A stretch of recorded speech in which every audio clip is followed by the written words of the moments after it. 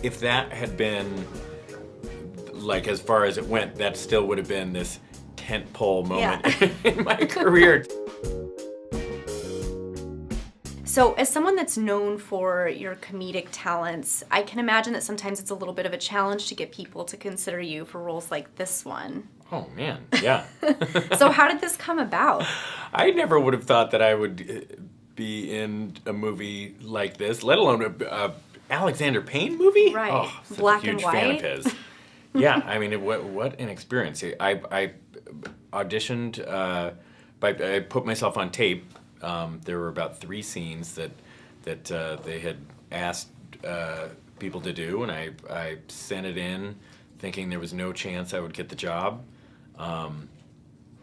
Didn't hear anything for about 4.5 months and thought, oh, I was correct in my assumption. Right, you kind of forgot about it by then. And then I heard that he liked the tape enough to ask me in and do it in person, which, if that had been, like, as far as it went, that still would have been this tentpole moment in my career, to know that he had even, like, liked this tape enough to not throw it away was exciting. Well, tell me about being on set, because I know you said you were pretty intimidated at the outset, especially working with Bruce Dern on this film. Was there a moment where you thought, okay, I got this?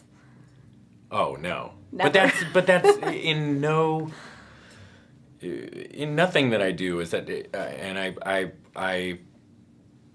I think that that's a quality that is helpful to me.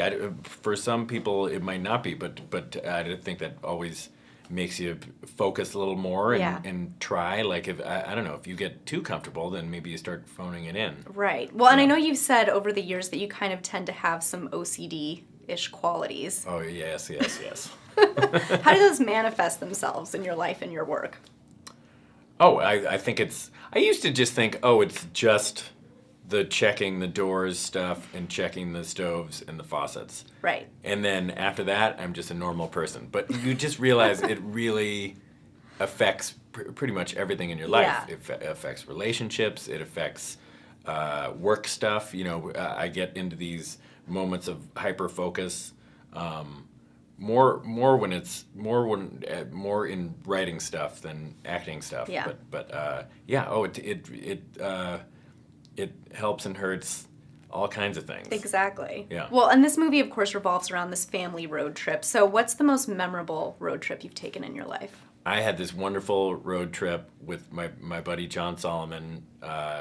We write together, and we've known each other since college. He's like family. Yeah. And we landed in Nashville and took a road trip up through Missouri, Chicago, Detroit, into Canada, down the eastern seaboard. It was only like 2.5 weeks, and we probably drove 6,000 miles or something like that. This poor Corsica. I remember. That's a car. It was I don't know if they still make Corsicas. Yeah, I don't know. Put it through the ringer, it sounds like. We might have driven Corsica into the ground.